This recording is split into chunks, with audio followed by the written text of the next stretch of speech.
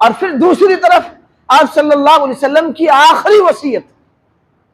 جب امی عائشہ فرماتی ہیں کہ آپ کی آواز نہیں نکل رہی تھی، اس وقت اللہ کے رسول صلی اللہ علیہ وسلم کی جو وصیت تھی وہ دو چیزوں کی تھی، الصلاۃ الصلاۃ وما ملکت ایمانکم،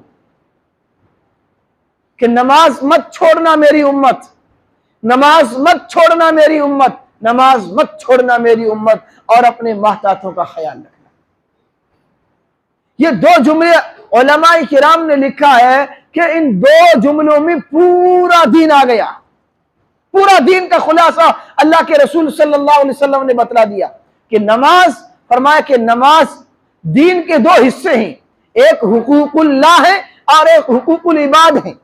ایک اللہ کے حق جو عبادات ہیں، نماز، روزہ، حج، یہ حقوق اللہ ہیں کہ اللہ کے حق ہیں، یہ عبادتیں اللہ کا حق ہے۔ تو الصلاۃ میں اللہ کے رسول صلی اللہ علیہ وسلم نے حقوق اللہ کی تلقین فرمائی، فرمایا کہ فرائض کا اہتمام کرنا، نماز کا بھی اہتمام کرنا، روزے کا بھی اہتمام کرنا، حج اگر تمہارے اوپر فرض ہو جائے اس کا بھی اہتمام کرنا، اور اگر زکوٰۃ تمہارے اوپر فرض ہو جائے تو اس کا بھی اہتمام کرنا۔ اور دوسرا جملہ وما ملکت ایمانکم، اپنے ماتحتوں کا خیال کرنا، اپنے دست نگر لوگوں کا خیال کرنا، اپنے دست نگر، اپنے نیچے کام کرنے والے جتنے بھی لوگ ہیں ان کے بارے میں اللہ کے رسول صلی اللہ علیہ وسلم نے وصیت فرما کر کے حقوق العباد کی طرف اشارہ فرمایا، اور اشارہ اس بات کی طرف ہے کہ طاقتور کا حق تو ہر آدمی دے دیتا ہے، ڈر کے مارے دے دیتا ہے، لیکن کمزور کا حق کھانے کی کوشش کی جاتی ہے۔ اللہ کے رسول صلی اللہ علیہ وسلم نے فرمایا کہ حقوق اللہ کا بھی خیال کرنا اور حقوق العباد کا بھی خیال کرنا۔ یہ نبی کی آخری وصیت تھی۔ اندازہ لگائیے نبی کی آخری وصیت اور ہماری زندگی پر ہم ذرا غور کریں۔ اللہ کے رسول صلی اللہ علیہ وسلم کی آخری وصیت تھی، امت کو پیغام دے رہے ہیں کہ اگر کامیاب ہونا چاہتے ہو تو میرا مشن اپناؤ، میری سیرت کو اپناؤ، میرے طریقے کو اپناؤ اور میری تعلیمات کو اپنی زندگی میں عام کرو گے تو کامیابی ملے گی۔ صرف خالی جلسے جلوس سے، نعرہ لگانے سے کامیابی مقدر نہیں ہوگی ہماری۔ ایمانداری سے بتائیے، اگر صرف اتنی شو بازی سے جو ہم سال میں ایک مرتبہ کرتے ہیں، اگر یہ ہماری کامیابی کی بنیاد اور دلیل بنتی تو صحابہ کرام کی چمڑے نہ ادھیڑے جاتے، بلال کو مکے کی گلی میں نہ گھسیٹا جاتا، 70 سال کی اماں سمیہ کو 2 لخت کر کے ابو جہل نے مکے میں 2 ٹکڑے کر دیا تھا۔ خدائے پاک کی قسم، اگر جھنڈی لگانے سے، اگر نبی کا صرف نام لینے سے اگر ہمیں کامیابی ہمارا مقدر ہوتی تو 70 سال کی سمیہ مکے میں 2 ٹکڑے نہ ہوتی۔ آپ کے چچے حمزہ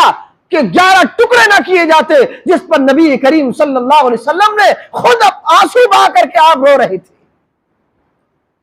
صحابہ کرام کے چمڑے ادھیڑے گئے،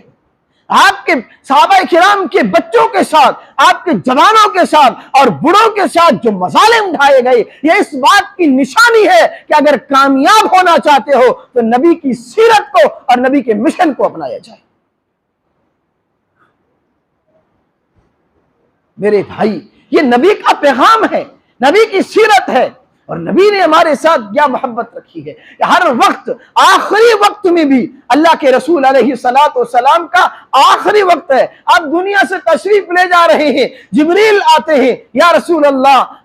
دروازے پر فرشتہ موت کا حاضر خدمت ہے، اجازت چاہتا۔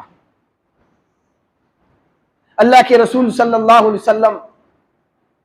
قربان جائیں ہمارے ماں باپ پر، درود و سلام کی گھٹا پر سے آمینہ کے لال جناب محمد رسول اللہ صلی اللہ علیہ وسلم پر۔ اس وقت آپ یوں نہیں کہتے کہ جبریل میرے بعد ابو بکر کا کیا ہوگا، میرے بعد میری بیٹی فاطمہ کا کیا ہوگا، میرے بعد میرے بچے حسنین کا کیا ہوگا، کہ جس کی قربانی اللہ کے رسول کو دکھلائی گئی کہ آپ کے بیٹے حسین کو قتل کیا جائے گا اور آپ کے بچے اور آپ کے نواسے حضرت حسن کو زہر دیا جائے گا، دکھلایا گیا اللہ کے رسول کو، آخری وقت دنیا میں جانے کا، لیکن یوں نہیں کہہ رہی کہ جبریل میرے حسن اور حسین کا کیا ہوگا، فدا کا ابی و امی یا رسول اللہ۔ میرے نبی یوں نہیں فرماتے ہیں، یوں سوال کرتے ہیں جبریل میرے بعد میری امت کا کیا ہوگا؟ پوچھ کے آ جاؤ جبریل میرے رب سے کہ میرے بعد میری امت کا کیا ہوگا۔ جبریل اللہ کے حضور پہنچتے ہیں، واپس حاضر خدمت ہو کر کے عرض کرتے ہیں، اللہ کے رسول اللہ تبارک و تعالیٰ فرماتے ہیں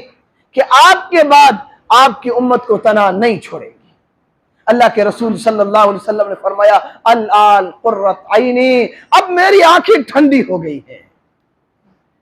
آخری وقت میں جاتے ہوئے میرے نبی ہمارا اور آپ کا مسئلہ حل کرا رہے ہیں۔ خدا پاک کی قسم مسلمانوں، اگر آخری وقت میں اس وقت نبی ہمارا یہ مسئلہ حل نہ کراتے اور اللہ سے یوں نہ فرما دیتے اے اللہ میرے بعد میری امت کی ذمہ داری تو نے لے لی ہے، اب میری آنکھیں ٹھنڈی ہو گئی ہے، اگر یوں نہ فرماتے تو آج ہمارے اعمال کی بنیاد پر آج جو ہم کام کر رہے ہیں اور جتنی ہم اللہ کی نافرمانیاں کر رہے ہیں، آسمان سے آگ آتی اور ہمیں جلا کر کے ختم کر دیتی، پتھر برسائے جاتے اور سور اور بندروں کی شکلوں میں ہم تبدیل ہو چکے ہوتے۔ لیکن یہ میرے آقا کی دعا ہے، یہ میرے آقا کا فرمان ہے، اللہ کے حبیب نے جاتے جاتے اپنی امت کا مسئلہ حل کرا کے گئے۔ یہ ہمارے اور آپ کے لیے، آنے والی امت کے لیے مسئلہ حل کرا رہے ہیں۔ صحابہ کرام کے لیے تو کوئی نہیں تھا، ابو بکر کے اللہ کے رسول نے فرمایا ابو بکر فی الجنہ، ابو بکر تو بھی جنتی ہے، عمر تو بھی جنتی ہے، عثمان تو بھی جنتی ہے،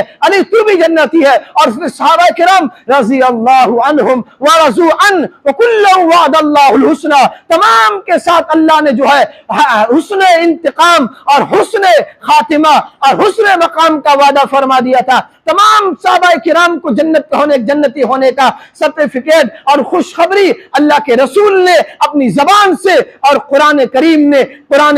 میں اللہ نے فرما دی تھی۔ لیکن یہ مسائل کس کے لیے حل کیے جا رہے ہیں؟ یہ ہمارے اور آپ کے لیے ہے۔ ہم اپنے رسول کے ساتھ کیا وفائیں کر رہے ہیں؟ ہم اپنے رسول کی تعلیمات کو کتنا جو اجاگر کر رہے ہیں؟ ذرا اپنی زندگی پر ہاتھ رکھ کے، اپنے دل پر ہاتھ رکھ کے سوچیں، اپنی زندگی کا جائزہ لیں۔ ہم اپنے چہرے پر ہاتھ رکھ کے دیکھیں تو صحیح، جس آقا نے دنیا سے جاتے ہوئے رو کر کے ہمارا مسئلہ حل کرایا تھا، کیا آج اس آقا کی سنت میرے چہرے پر ہے کہ نہیں ہے؟ اپنے لباس پر غور کریں کہ اس نبی کا لباس آج ہمارے بدن پر ہے کہ نہیں ہے؟ اپنی گھریلو زندگی پر غور کریں کہ جو نبی آخری وقت روتے روتے ہمارے لیے اللہ سے مسئلہ حل کرا گیا، اس نبی کی زندگی میرے گھر میں ہے کہ نہیں ہے؟ ضرورت اس بات کی ہے کہ نبی کی سیرت کو اپنایا جائے، نبی کی سیرت کو اپنے گھروں میں قائم کیا جائے، نبی کی سنتوں کو اور نبی کی سیرت کو اپنی زندگی میں اپنائیں گے، اللہ تعالیٰ ہمیں یہاں بھی کامیاب کرے گا، آخرت میں بھی کامیاب کرے گا۔